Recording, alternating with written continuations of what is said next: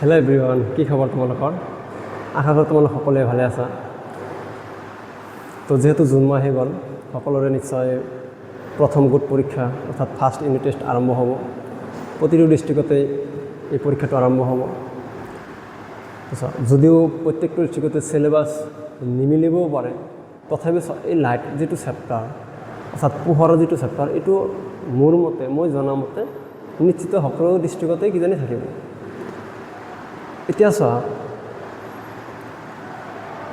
এই লাইট চেপ্টাৰটো মানে আমাৰ ছায়েন্সৰ ভিতৰত মানে বহুত এটা ডাঙৰ এটা চেপ্টাৰ, মানে ক্লাছ 10ৰ ক্ষেত্ৰত। চ' এই চেপ্টাৰটো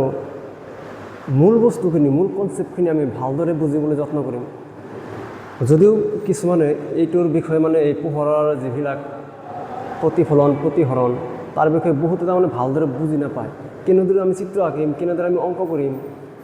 তো এইবিলাক বস্তু ভালদৰে বুজি নাপায়। তো এই কনচেপ্টখিনি মানে চেপ্টাৰৰ প্ৰতিটো বিষয়ৰ ওপৰত যিখিনি আমি কনচেপ্ট দিব লগা আছে বা যিখিনি জানিব লগা আছে, প্ৰতিটো কনচেপ্ট আমি ভালদৰে ইয়াতে বুজি পাম। আৰু তোমালোকে মোৰ লগত লাগি থাকিবা। যদি তোমালোকে ভালদৰে মোৰ ভিডিঅ'টো চাই থাকা, নিশ্চয় তোমালোকে উপকৃত হ'বা আৰু পৰীক্ষাত ভালদৰে লিখিব পাৰিবা। আৰু তোমালোকৰ মাইণ্ডটো মানে কনচেপ্ট ক্লিয়াৰ হৈ যাব একদম। তো চোৱা, আজি আমি আৰম্ভ কৰিম প্ৰথম মানে 10 নম্বৰ চেপ্টাৰ যিটো ক্লাছ 10ৰ লাইট চেপ্টাৰ। ইয়াত আমি একচুৱেলি শিকিম কি চোৱা, ইয়াত আমি শিকিম কি চোৱা। প্ৰথম কথা হ'ল, আমি চেপ্টাৰৰ নাম পালোঁ কি পোহৰৰ প্ৰতিফলন আৰু প্ৰতিহৰণ। পোহৰৰ প্ৰতিফলন আৰু প্ৰতিহৰণ। চোৱা, ইয়াত আমি শিকিম পোহৰৰ বিষয়ে ধাৰণা। পোহৰ একচুৱেলি কি বস্তু, কেনেকৈ কিহৰ দ্বাৰা সৃষ্টি হৈছে, কেনেকৈ এইটো গতি কৰে, এইবিলাকৰ বিষয়ে আমি শিকিম। নেক্সট টাইম পোহৰৰ প্ৰতিফলনৰ বিষয়ে শিকিম। সমতল দাপোনত কেনেদৰে প্ৰতিফলিত হয়, অৱতল দাপোন, উত্তল দাপোন, এইবিলাকৰ বিষয়ে আমি শিকিম। তাৰপিছত চোৱা, এই দাপোনবিলাকত আমি যেতিয়া আমি শিকিম, তেতিয়া চোৱা কিছুমান অংক কৰোঁতে আমাৰ কিছুমান চিহ্ন লাগিব, অৰ্থাৎ প্লাছ, ধনাত্মক, ঋণাত্মক, এইবিলাক আমি ভালদৰে বুজিবলৈ যত্ন কৰিম। চোৱা, চিহ্ন পথাবিলাক আমি শিকিম। তাৰপিছত লাহে লাহে আমি পোহৰৰ প্ৰতিহৰণ শিকিম, পোহৰৰ প্ৰতিহৰণাংক শিকিম, আৰু লাষ্টত আমি শিকিম কি পোহৰৰ ক্ষমতা। চ' এই গোটেইখিনি বিষয়বস্তুৰ ওপৰত আমি ভালদৰে ডিটেইলছত ইয়াতে আলোচনা কৰিম, আৰু তোমালোকে ভালদৰে বুজাৰ কাৰণে যত্ন কৰিবা। চব প্ৰথম যিটো আমাৰ টপিক, চব পোহৰৰ বিষয়ে ধাৰণা। একচুৱেলি পোহৰটো কি বস্তু, পোহৰটো কিহেৰে গঠিত হৈছে। চব পোহৰ আচলতে এটা শক্তিহে, মানে পোহৰ এটা শক্তিৰ প্ৰকাৰহে। আচ্ছা, এই শক্তিৰ দ্বাৰা আমি কি কৰোঁ, বস্তুবিলাক দেখিবলৈ পাওঁ। এই শক্তিৰ দ্বাৰা আমি কি কৰোঁ, বস্তুবিলাক দেখিবলৈ পাওঁ। চব কেৱল আমি চকু থাকিলে দেখিবলৈ নাপাওঁ। তোমালোকে ভাবিব পাৰা যে আমাৰ চকু আছে, আমি চকুৰেহে দেখিবলৈ পাওঁ। সম্পূৰ্ণ মিছা কথা বা আমাৰ ভুল ধাৰণা। চকু থাকিলে আমি দেখিবলৈ নাপাওঁ। যদি চকু থাকিলে আমি দেখিবলৈ পালোঁ হয়, তেনেহ'লে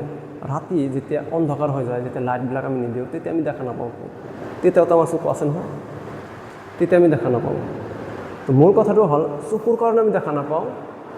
চকু আৰু লাইট দুটাৰ মাধ্যমেৰে আমি দেখা পাওঁ। লাইট যদি নাথাকে, আমাৰ চকু থাকিলেও কাম নহ'ব। যদি আমি চকু নাথাকে, আমাৰ যদি চকু নাথাকে, যদি লাইট থাকে, তথাপি আমাৰ কাম নহ'ব, আমি দেখা নাপাওঁ। তো মূল কথাটো হ'ল, দুটা ওতঃপ্ৰোতভাৱে জড়িত।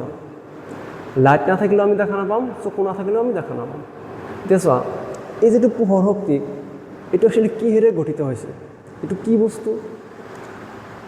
কথাটো হ'ল যে পোহৰ আচলতে একদম ক্ষুদ্ৰতম কণিকা, ফটন নামৰ কণাৰে গঠিত। কিহেৰে গঠিত? একদম ক্ষুদ্ৰতম এটা কণিকা আছে, যাৰ নাম হ'ল ফটন। তো পোহৰ আচলতে ফটনেৰে গঠিত। আৰু সেই ফটন নামৰ কণাটো যদি সংখ্যা বেছি হয়, তেনেহ'লে আমি পোহৰ বেছিকৈ উজ্জ্বলি উঠা দেখোঁ, বা পোহৰটো বেছিকৈ পাওঁ। যদি ফটনৰ সংখ্যা অৰ্থাৎ কণিকাৰ সংখ্যা যদি কি হয়, কম হয়, তেনেহ'লে কি হয়, আমি কম উজ্জ্বল দেখোঁ, অৰ্থাৎ উজ্জ্বলতা কম হয়। আমি কি বুজিব লাগিব? পোহৰ আচলতে ফটন নামৰ কণাৰে গঠিত। আৰু সেই কণাবিলাক যদি বেছি হয়, তেনেহ'লে পোহৰ তাতে বেছি উজ্জ্বলি উঠে। যদি কম হয়, তেনেহ'লে তাতে কমকৈ উজ্জ্বলি উঠে। এতিয়া চোৱা, এই কণাবিলাক যদি কি হয়, লগ হয়, এটা এটা কণা এনেকৈ লগ হৈ অসংখ্য কণা যেতিয়া লগ হ'ব, তেতিয়া এটা ৰশ্মি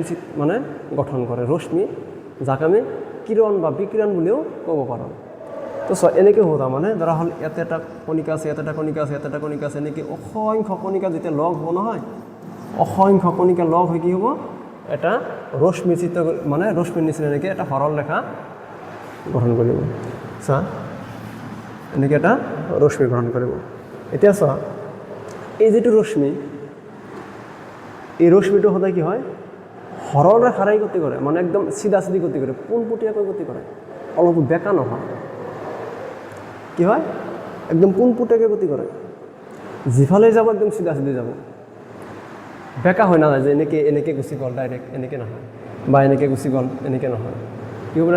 ডাইৰেক্ট চিধা চিধি গুচি যাব ডাইৰেক্ট চিধা চিধি বেকা নহ'ব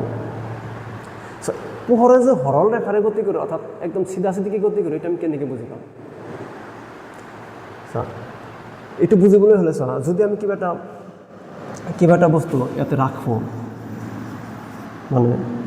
চোৱা ইয়াতে ধৰি লৈছোঁ কিবা এটা বস্তু ৰাখিলোঁ যেতিয়া পোহৰবিলাক এনেকৈ আহিব নহয় যেতিয়া পোহৰবিলাক এনেকৈ আহিব চোৱা এইটো যদি কি হয় যদি পৃষ্ঠটো যদি টান হয় গোটা হয় যদি পোহৰ ইয়াৰ মাজেৰে পাৰ হৈ যাব নোৱাৰে তেনেহ'লে কি কৰিব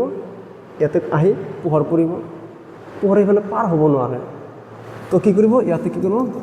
ছাৰ উৎপন্ন কৰিব ইয়াতে কি কৰিব ছাৰ উৎপন্ন কৰিব চোৱা এই যে ছাৰ যে উৎপন্ন কৰিব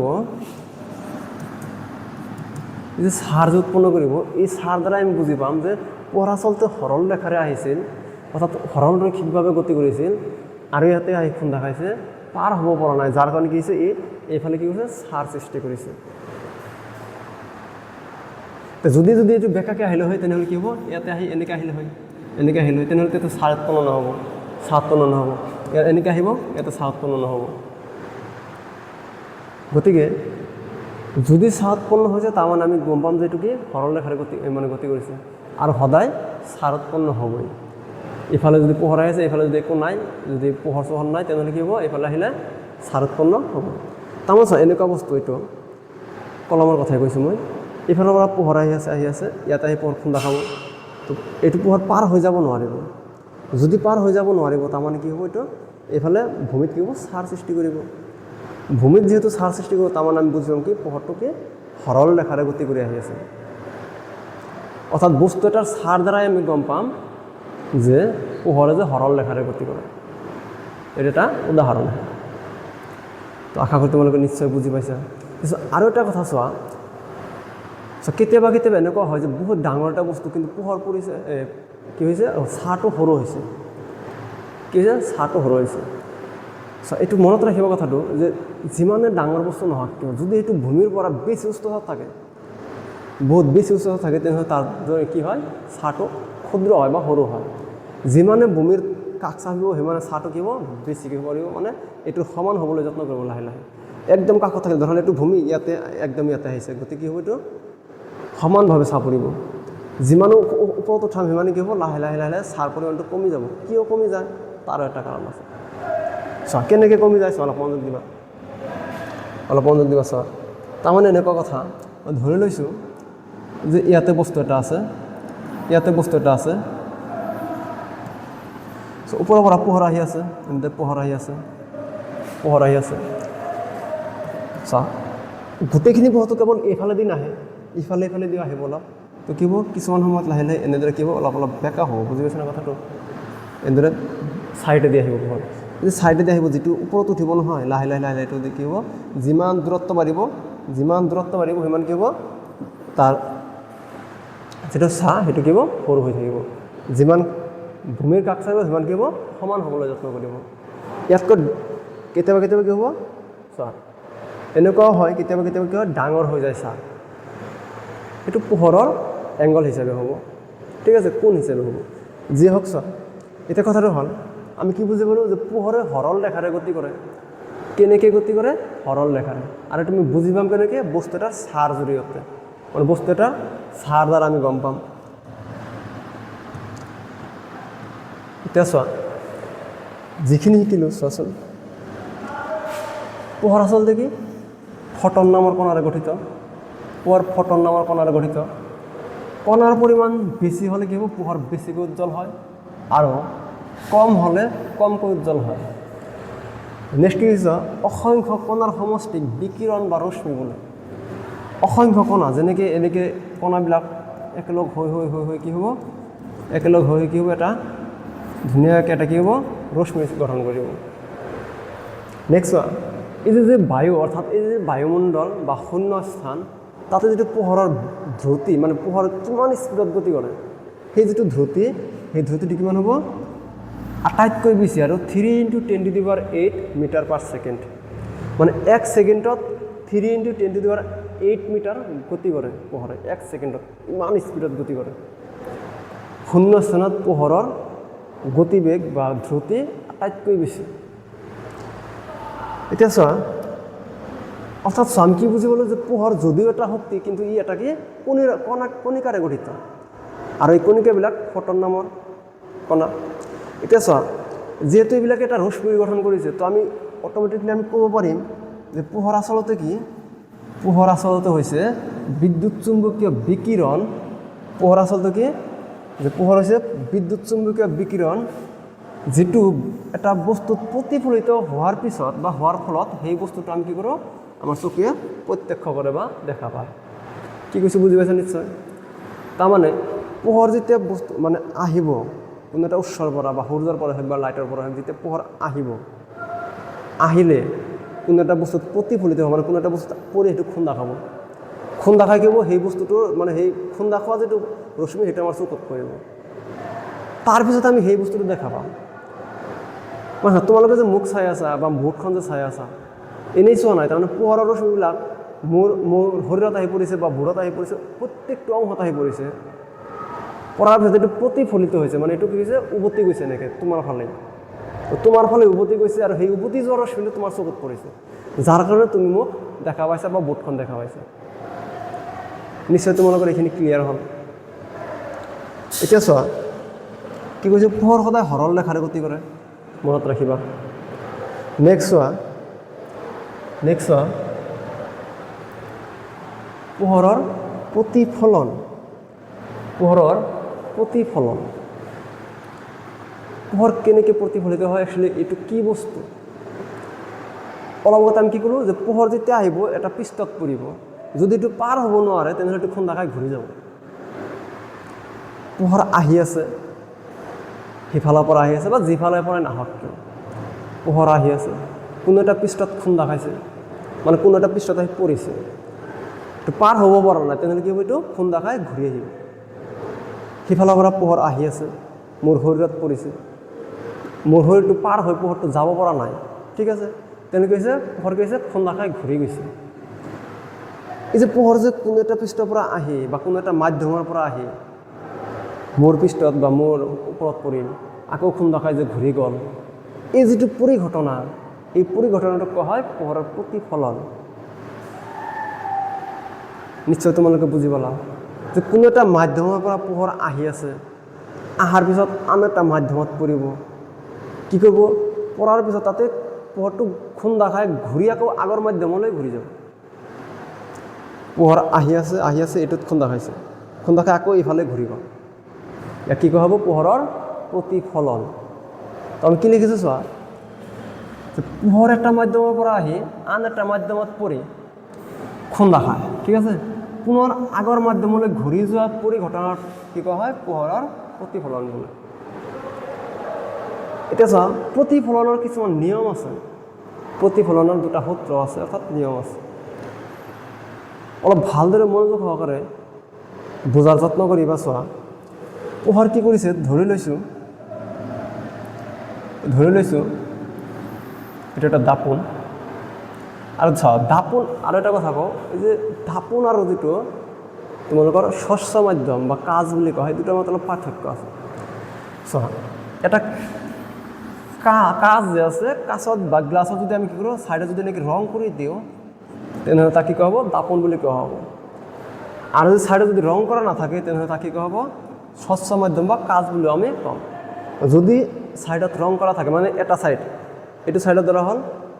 গোটেইখিনি ধৰা হ'ল কাঁচ মই কি কৰিলোঁ পিছৰ ছাইডত কি কৰিলোঁ ৰং কৰি দিলোঁ বা কিবা এটা ফ্ৰেম লগাই দিলোঁ ঠিক আছে তো এই ফ্ৰেম নাইবা ৰং কৰিলে তাক কি ক'ব দাপোন বুলি কোৱা হ'ব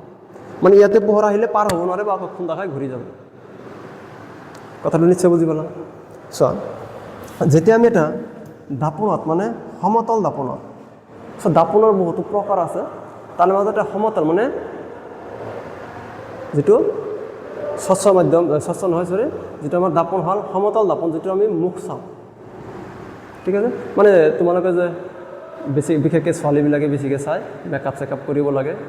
যাৰ কাৰণে তো আহোঁ যেতিয়া মেকআপ চেকআপ কৰিব লাগে তেতিয়া চোৱা দাপোনেৰে মুখ চাই হয়নে নাই ইমান ধুনীয়া মুখখন চাই থাকে আৰু ধুনীয়াকৈ সাজি কাজি থাকে তো যিয়ে হওক চ' তেনেকুৱা ধৰণৰ চ' যিবিলাক দাপোন আছে চ' তাতেও প্ৰকাৰ আছে বিভিন্ন ধৰণৰ তো কিন্তু আমি মেক্সিমাম ক্ষেত্ৰত কি কৰোঁ ঘৰত মুখ চাবলৈ বা তোমালোকৰ সুন্দৰ চেহেৰাটো চাবলৈ তোমালোকে সমতল দাপোনেই ব্যৱহাৰ কৰা তো যিয়ে হওক চোৱা চ' এনেকুৱা দাপোনত যেতিয়া পোহৰ পৰিব চোৱা কেনেকৈ পৰিব কেনেকৈ ঘূৰি যাব চোৱা অলপ মনোযোগ দিবা ধৰি লৈছোঁ এইটো দাপোন তো ইয়াতে কি হৈছে তলত মই ৰং কৰি দিলোঁ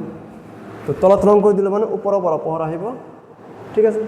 চ' ধৰি লৈছোঁ এইটো উৎস কিবা এটা উৎস ঠিক আছে ধৰি লৈছোঁ কিবা এটা এইটো উৎস ঠিক আছে সূৰ্য হ'ব বা লাইট হ'ব যিয়েই হওক চোৱা তো ইয়াৰ পৰা পোহৰটো আহিল এনেকৈ পোহৰটো এনেকৈ আহিল চ' পোহৰ অহাৰ পিছত কি হ'ব এইটো ইয়াতে পৰাৰ পিছত এইটো পাৰ হ'ব নোৱাৰে নিশ্চয় বুজি পাইছা এইটো পাৰ হ'ব নোৱাৰে তো পাৰ যদি হ'ব নোৱাৰে এইটো কি হ'ব খুন্দা খাই ঘূৰি যাব তো কেনেকৈ ঘূৰি যাব চোৱা এনেকৈ ঘূৰি যাব এনেকৈ ঘূৰি যাব এতিয়া চোৱা এইটো এনেকৈ আহিছে এনেকৈ গুচি গ'ল চিধা চিধিকৈ গুচি নগ'ল ইয়াতে হ'ল নিয়ম ব্যৱহাৰ হয় কি নিয়ম ব্যৱহাৰ হ'ব চোৱা পোহৰটো আহিল কিমান এংগলত আহিল চোৱা কিমান কোণত আহিল সিমান কোণতে ঘূৰি যাব অলপো বেকা নহয় বা অলপো চেঞ্জ নহয় কোণ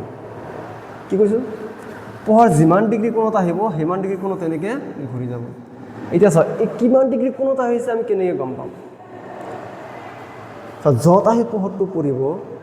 তাতে যদি আমি কি কৰোঁ এটা কাল্পনিক ৰেখা যদি অংকন কৰোঁ আৰু সেইটো 90 ডিগ্ৰী হোৱাকৈ কাৰ লগত দাপোনৰ লগত যদি আমি এই বিন্দুটোত যদি আমি কি কৰোঁ এটা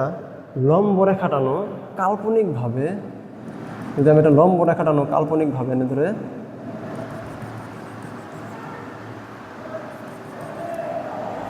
এই যিটো লম্ব ৰেখা ইয়াৰ লগতহে কোণ কৰিব অৰ্থাৎ চোৱা এই লম্ব ৰেখাৰ লগত কাল্পনিকভাৱে যিটো কোণ কৰিব যিটো কোণত আহিব সেইটো কোণত আকৌ এইখিনি ইয়াতে কোণ কৰিব আৰু সেইটো ঘূৰি যাব নিশ্চয় তোমালোকে বুজি পালা এইটো কি হ'ব এনেকৈ ঘূৰি যাব এতিয়া চোৱা এই যিটো কোণ ইয়াক কোৱা হয় আই ইয়াক কোৱা হয় কি আৰ অসমীয়াত কি কোৱা হয় চোৱা যিটো ৰশ্মি আহিছে উৎসৰ পৰা আহিছে ঠিক আছে উৎসৰ পৰা যিটো ৰশ্মি আহিছে তাক কোৱা হয় আপতিত ৰশ্মি কি ৰশ্মি আপতিত যিটো ৰশ্মি উৎসৰ পৰা আহিছে তাক কোৱা হয় আপতিত ৰশ্মি য'ত আহি পৰিছে তাক কোৱা হয় আপতন বিন্দু কি কোৱা হয় আপতন বিন্দু পোহৰ যিটো উৎসৰ পৰা আহিছে যিটো ৰশ্মি আহিছে সেই ৰশ্মিটোক কোৱা হয় আপতিত ৰশ্মি য'ত আহি পৰিছে তাক কোৱা হয় আপতন বিন্দু এতিয়া চোৱা ইয়াতে খুন্দা খাই আকৌ ঘূৰি গ'ল যিটো ৰশ্মি ঘূৰি গ'ল তাক কোৱা হ'ব প্ৰতিফলিত ৰশ্মি কি কোৱা হ'ব প্ৰতিফলিত ৰশ্মি কি কোৱা হ'ব প্ৰতিফলিত ৰশ্মি আকৌ কৈ আছোঁ যিটো ৰশ্মি উৎসৰ পৰা আহিল তাক কোৱা হ'ব আপতিত ৰশ্মি য'ত আহি পৰিব অৰ্থাৎ দাপোনৰ য'ত আহি পৰিব বা পৃষ্ঠৰ য'ত আহি পৰিব তাক কোৱা হ'ব আপতন বিন্দু আৰু এটা খুন্দা খাই যে ঘূৰি গ'ল এই ঘূৰি যোৱা ৰশ্মিটোক কোৱা হ'ব কি প্ৰতিফলিত ৰশ্মি এতিয়া চোৱা এই যে আমি যে কাল্পনিক এটা লম্ব টানিছিলোঁ বা কাল্পনিক এটা ৰেখা টানিছিলোঁ ইয়াৰ নাম কি তো ইয়াৰ নাম হ'ব কি অভিলম্ব কি হ'ব অভিলম্ব নিশ্চয় মন থাকিব এতিয়া চোৱা এই যে অভিলম্বৰ লগত এই আপতিত ৰশ্মি যিটো কোণ কৰিছে ইয়াতে এই কোণটোক কোৱা হয় আপতন কোণ কি কোৱা হয় আপতন কোণ কি কোৱা হয় আপতন কোণ অৰ্থাৎ অভিলম্বৰ লগত আপতিত ৰশ্মিয়ে যিটো কোণ কৰিছে তাক কি কোৱা হয় আপতন কোণ ঠিক একেদৰে প্ৰতিফলিত ৰশ্মিয়ে অভিলম্বৰ লগত যিটো কোণ কৰিছে তাক কোৱা হয় কি প্ৰতিফলন কোণ কি হ'ব প্ৰতিফলন কোণ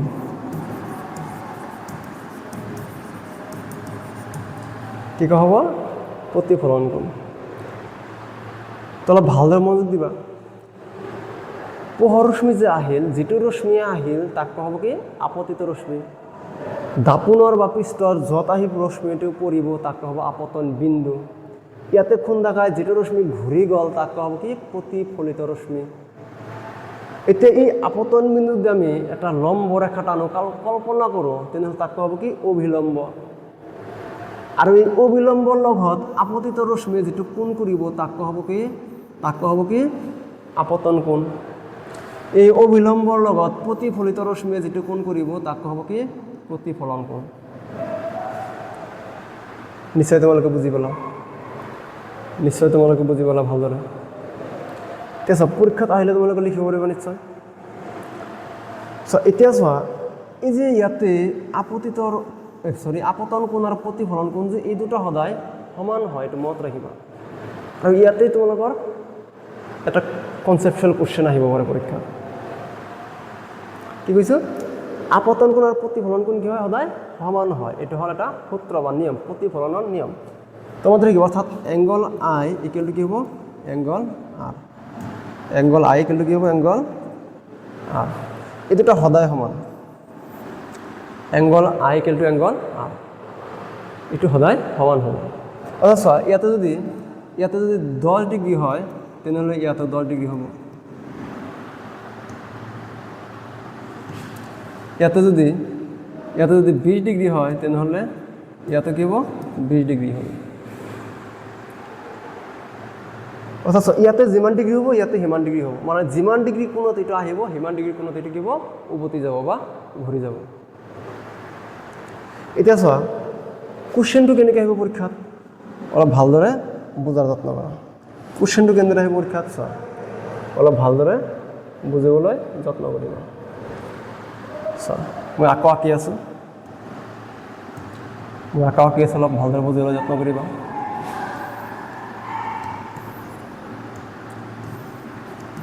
চোৱা এইটো হ'ল কি দাপোন